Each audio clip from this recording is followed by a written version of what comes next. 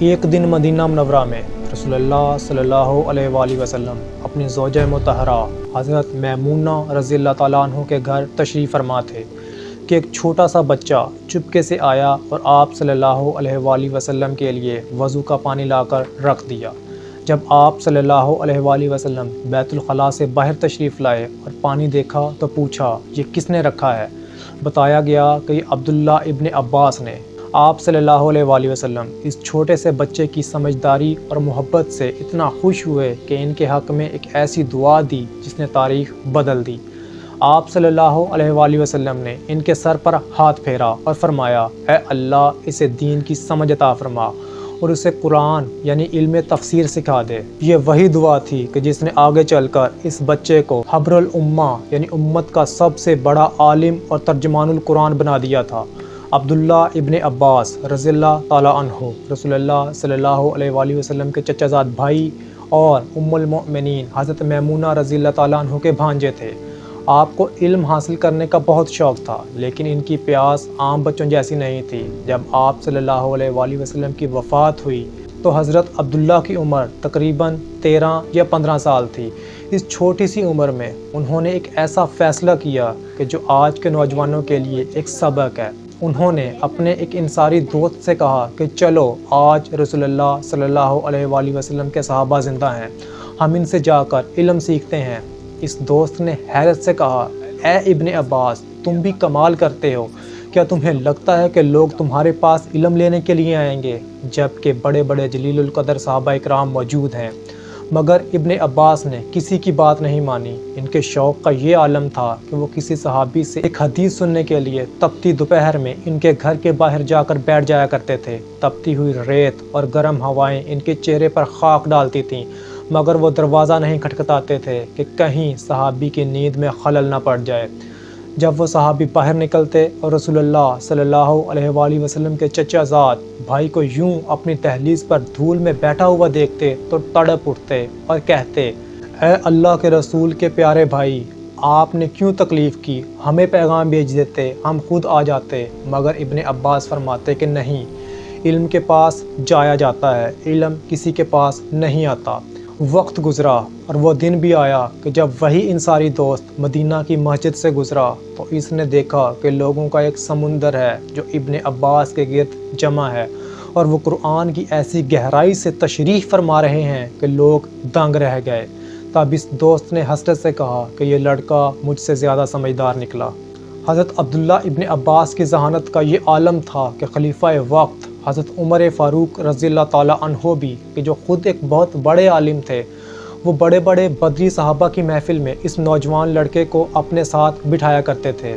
کچھ بوڑھے صحابہ اکرام کو اس پر اعتراض ہوا کہ ہمارے بھی اتنے ہی بڑے بیٹے ہیں، آپ اس لڑکے کو اتنی اہمیت کیوں دیتے ہیں؟ حضرت عمر نے ان کا امتحان لینے کے لیے سب سے پوچھا کہ سورۃ النصر یعنی اذا جاء نصر اللہ والفتح کا کیا مطلب ہے؟ کسی نے کہا کہ اس کا مطلب ہے کہ جب فتح ملے تو اللہ کا شکر ادا کرو۔ حضرت عمر نے ابن عباس کی طرف دیکھا اور پوچھا کہ تم کیا کہتے ہو؟ اس نوجوان نے کہا کہ اے امیر المؤمنین، اس صورت میں اللہ تعالیٰ نے رسول اللہ صلی اللہ علیہ وآلہ وسلم کو ان کی وفات کی خبر دی ہے کہ جب فتح آ جائے اور لوگ جوق در جوق اسلام میں داخل ہو جائیں تو سمجھ جائیں کہ اب آپ کا کام مکمل ہو گیا ہے اور آپ کے رخصت ہونے کا وقت قریب ہے۔ حضرت عمر مسکرائے اور صحابہ سے کہا کہ خدا کی قسم میں بھی اس کا وہی مطلب جانتا ہوں جو اس لڑکے نے بتایا ہے۔ ابن عباس کے علم و حکمت کا اندازہ اس واقعے سے لگایا جا سکتا ہے کہ ایک روز مدینہ کی علمی مجلس میں ایک شخص بے قرار ہو کر آگے بڑھا اور حضرت عبداللہ ابن عباس رضی اللہ تعالیٰ عنہ سے قرآن کی ایک ایسی آیت کے بارے میں سوال کر دیا کہ جس نے بڑے بڑے مفکرین کو چکرا کر رکھ دیا۔ اس نے پوچھا، اے ابن عباس، اللہ کے اس فرمان کی حقیقت کیا ہے کہ اس نے 7 آسمان پیدا کیے اور انہی کی مثل 7 زمینیں بھی؟ مجلس میں سناٹا چھا گیا۔ سب کی نظریں اس ہستی پر جم گئیں کہ جسے اللہ کے رسول نے دین کی سمجھ کی خاص دعا عطا کر رکھی تھی۔ ابن عباس نے سائل کی طرف دیکھا، ایک گہرا سانس لیا اور خاموش ہو گئے۔ تجسس کا عالم یہ تھا کہ لوگوں کی سانسیں رکنے لگ گئی تھیں کہ اب علم کا یہ سمندر کیا موتی اگلنے والا ہے۔ سائل نے پھر اصرار کیا۔ تب ابن عباس نے ایک ایسی بات کہی کہ جس نے محفل میں موجود لوگوں کے دلوں کو لرزا کر رکھ دیا۔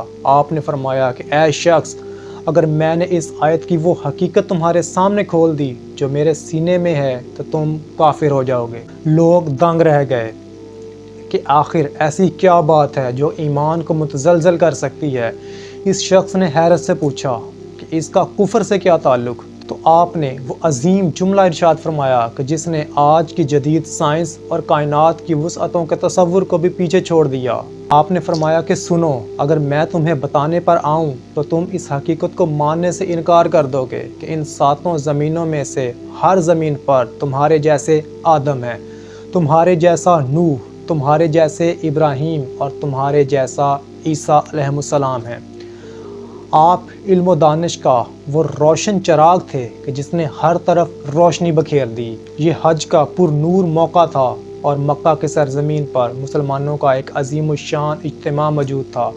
اسی ہجوم میں حضرت عبداللہ ابن عباس رضی اللہ تعالیٰ عنہ بھی تشریف لائے اور آپ نے خطبہ دینا شروع کر دیا۔ آپ نے قرآن کریم کی سورہ نور کی تفسیر چھیڑی تو علم و حکمت کا ایک ایسا سمندر ٹھاٹھے مارنے لگ گیا کہ جس کی مثال آج تک نہیں ملتی۔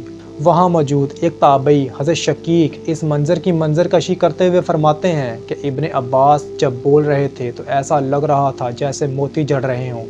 آپ نے قرآن کے اسرار و رموز، احکام اور معنی کو اتنی فصاحت اور ایسی دلکش زبان میں بیان کیا کہ سننے والے اپنے ہوش و حواس کھو بیٹھے اور دنگ رہ گئے۔ حضرت شقیق اس علمی خطبے سے اس قدر متاثر ہوئے کہ ان کی زبان سے یہ تاریخی جملہ نکلا کہ میں نے ایسی گفتگو اور ایسی تفسیر کبھی نہیں سنی تھی۔ اگر اس وقت پرشین اور رومن امپائر کے لوگ جو اپنی علمیت پر ناز کرتے تھے ابن عباس کی یہ باتیں سن لیتے تو وہ سب کے سب اسلام قبول کر لیتے۔